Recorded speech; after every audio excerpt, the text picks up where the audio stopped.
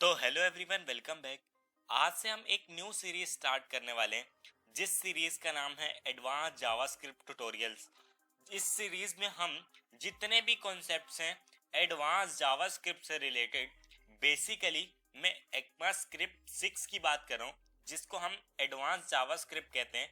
इससे रिलेटेड हमारे पास जितने भी कॉन्सेप्ट्स आते हैं वो सारे हम जो हैं इस प्लेलिस्ट के अंदर देख लेंगे। सारे ट्यूटोरियल्स के अंदर स्टेप बाय स्टेप गाइड करूंगा और स्टेप बाय स्टेप आपको समझाऊंगा हर एक एक चीज के बारे में।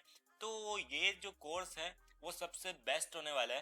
तो बिना टाइम को वेस्ट किए स्टार्ट करते हैं। आज आपने थंबनेल के अंदर देख ही लिया होगा कि हम क्या पढ़ने वाले हैं। आज हम बात करने वाले हैं लेट की और कांस्टेंट की। वार तो आपने पढ़ी होगा पहले ECMAScript 2015 में ES5 में। आज हम बात करेंगे लेट की और कॉन्स्ट की। तो लेट और कांस्टेंट जो है वो हम ECMAScript 6 में यूज करते हैं वेरिएबल के तौर पर। तो इसको देखेंगे कि हम कैसे यूज करते हैं, इसके क्या क्या बेनिफिट्स हैं और ये क्यों इतना ज़्यादा इम्पोर्टेंट है। तो स्टार्ट करते हैं बिना टाइम वेस्ट किए। मैं आ जाता हूँ अपने कोड एडिटर में। यहाँ पर मैंने एक फोल्डर बना लिया है एडवांस जेएस नाम से। यहाँ पर मैं इसको VS कोड में खोल लेता हूँ। जल्दी से CMD लिखूंगा, कोड डॉट लिखूंगा और यहाँ पर ये जो फोल्डर है वो VS कोड के अंदर जो है वो ओपन हो जाएगा। उसके बाद यहाँ पर एक index.html की फाइल बनानी पड़ेगी। index.html की, सॉरी HTML लिख दिया, L नहीं लिखा, तो मैं रिनेम करके इसको सही कर लेता हूँ। HTML, सॉरी HTML दोबारा नहीं लिखा गया तो यहाँ पर मैं जस्ट ठीक करना पड़ेगा। ये आई थिंक कोई सही है, अब हो गया HTML। अब यहाँ पर एक और फाइल बना लेता हूँ app.js नाम की। JS फाइल को करता हूँ सेव, index.html वाली फाइल को सेव कर देता हूँ। अब मैं क्या करूँगा, यहाँ पर सबसे पहले लिंक कर लूँगा अपनी JS वाली फाइल को। तो यहाँ पर मैं लिखूँगा क्लास 1। आज फर्स्ट क्लास है हमारी एडवांस जावास्क्रिप्ट की। तो यहाँ पर मैं जल्दी से स्क्रिप्ट सोर्स app.js को जो है वो लिंक कर लूँगा। अब यहाँ पर एक कंसोल मैं जो है यहाँ पर लगा देता हूँ और यहाँ पर चेक करता हूँ वेलकम क्लास 1। फाइल को करता हूँ सेव। यहाँ पर index.html को जो है वो रन करता हूँ और यहाँ पर देखता हूँ ब्राउज़र पर आकर इंस्पेक्ट करके कंसोल में आता हूँ जल्दी से कंसोल, और यहाँ पर वेलकम क्लास 1 लिखा हुआ आ चुका है। अब क्या करना है, अब जो है पहले हम कैसे काम करते थे पहले उसको देखेंगे ECMAScript 5 में। तो यहाँ पर जो है यहाँ पर मैं लिख देता हूँ ES5, यहाँ पर ES5 लिख दिया। पहले हम कैसे काम करते थे, वार का कीवर्ड लगाते थे। अब वार का कीवर्ड फॉर एग्जाम्पल यहाँ पर x इज इक्वल टू, यहाँ पर लिख देता हूँ फॉर एग्जाम्पल 45।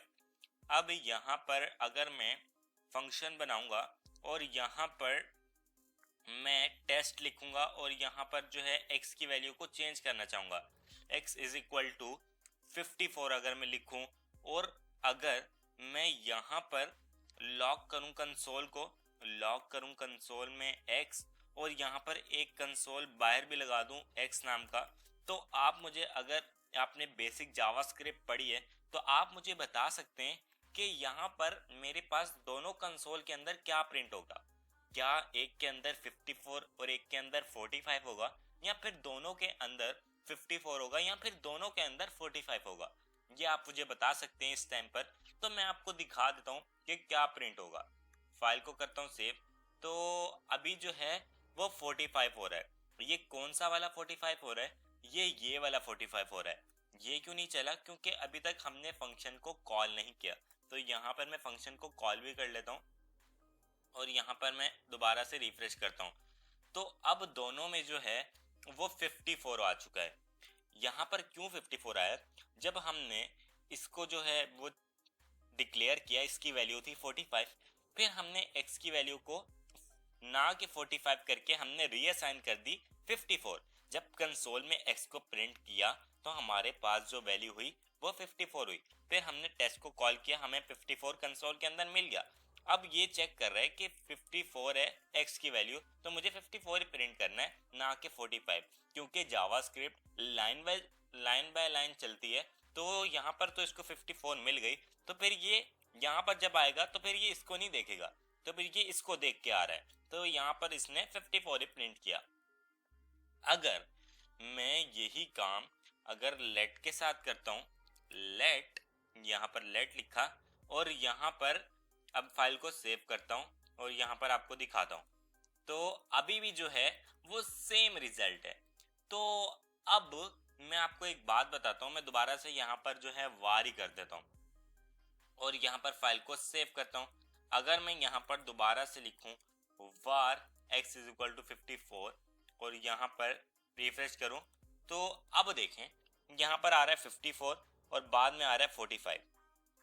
अब ये क्या हुआ, पहले क्या आ रहा है 54 आ रहा है, पहले कौन सा वाला 54 आ रहा है, ये वाला 54 आ रहा है, ये वाला जो हमने फंक्शन को कॉल किया, फिर 45 आ रहा है क्योंकि हमने इसको एक बिल्कुल अलग जो है वो वेरिएबल के तौर पर बना लिया, variable x is equal to 54।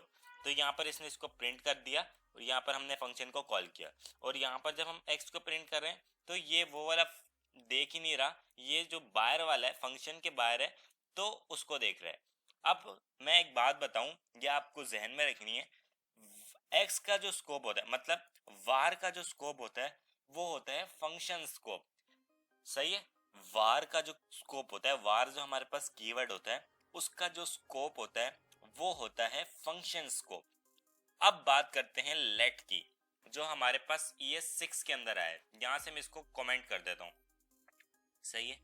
यहां पर आता हूं, यहां पर लिख देता हूं ES6।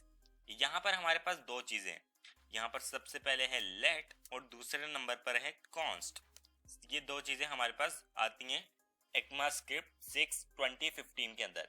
तो यहाँ पर लिख देता हूँ let x is equal to, for example यहाँ पर मैं लिख देता हूँ 34 और यहाँ पर मैं let x is equal to 78 लिख देता हूँ।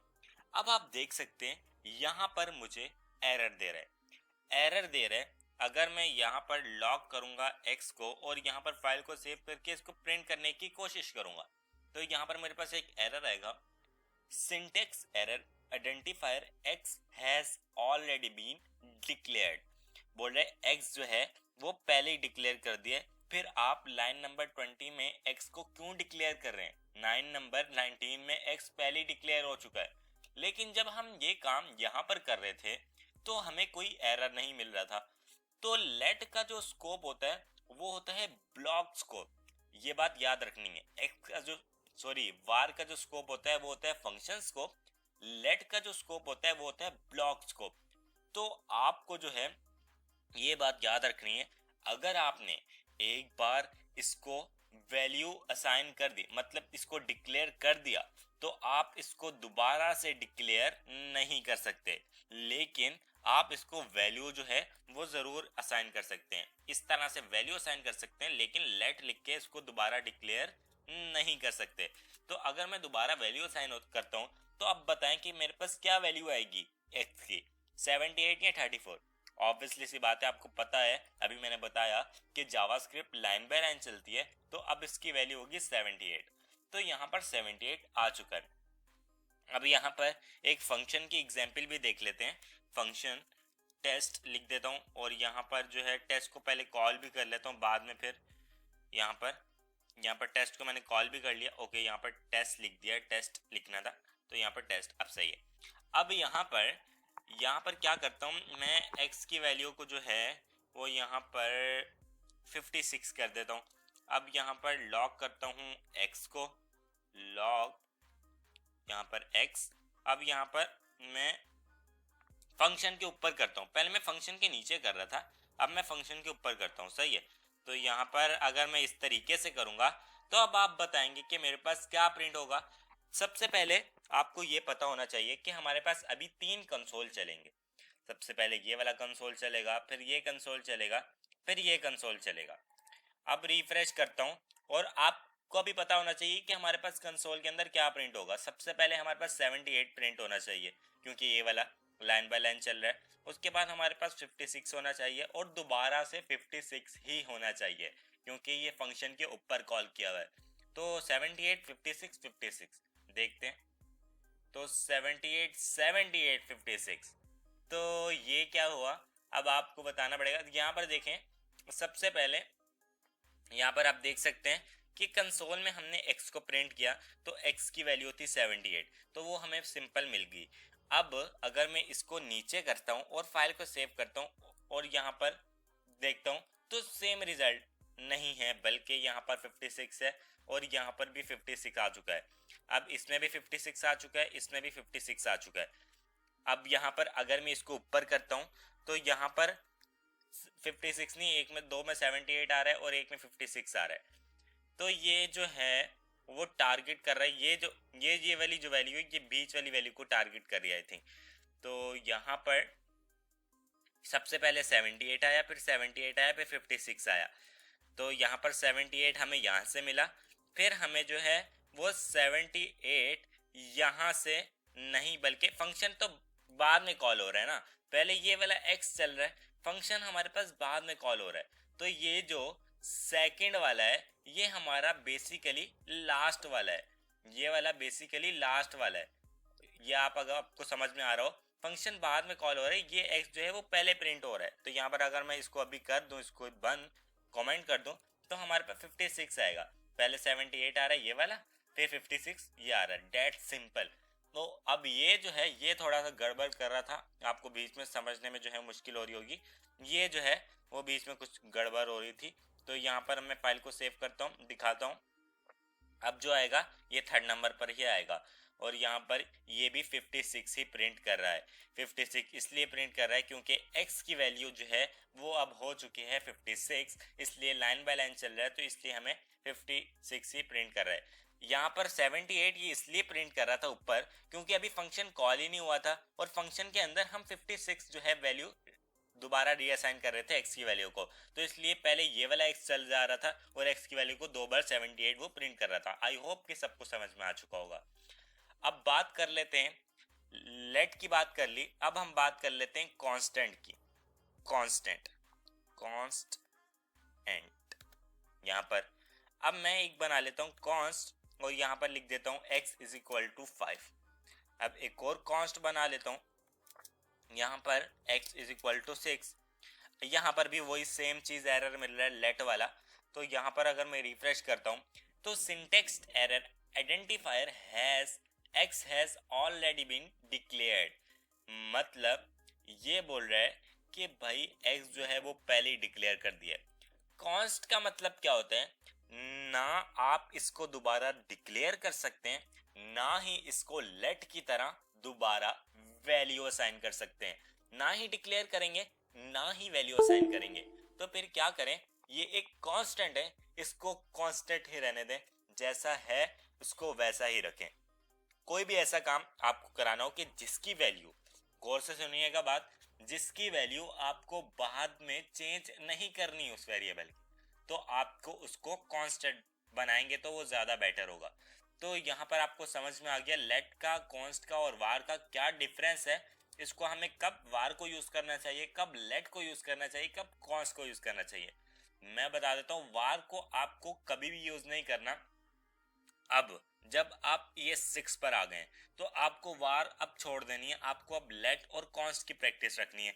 अब कॉन्स्ट कब यूज करना है, कॉन्स्ट आपको तब यूज करना है जब आपको कोई एक कांस्टेंट वैल्यू आपको पता हो कि इसकी वैल्यू, इस वेरिएबल की वैल्यू बाद में चेंज नहीं होगी, तो आपको उसको कांस्टेंट बनाना है। और लेट को आपको कब यूज करना है, लेट को आप जो है वो बेसिकली जैसे वार को यूज करते थे उस तरह आप लेट को यूज कर सकते हैं। तो आई होप तीनों में जो है वो डिफरेंस पता चल गए होंगे कि कौन सा जो है वो किस तरीके से काम कर रहा है। तो आई होप आपको ये आज का वीडियो पसंद आया होगा। और ये इंटरव्यू में पूछा जाता है कि लेट का क्या स्कोप होता है, कांस्टेंट का क्या स्कोप होता है और जो है वार का क्या स्कोप होता है। तो मैंने आपको बताया वार का जो स्कोप है वो फंक्शन स्कोप है, ब्लॉक स्कोप है लेट का, और कॉन्स्ट का भी ब्लॉक स्कोप है। तो आपको ये बात याद रखनी है। आई होप वीडियो पसंद आया होगा। मिलते हैं नेक्स्ट वीडियो में अपनी क्लास 2 में, तब तक के लिए thanks for watching, take care.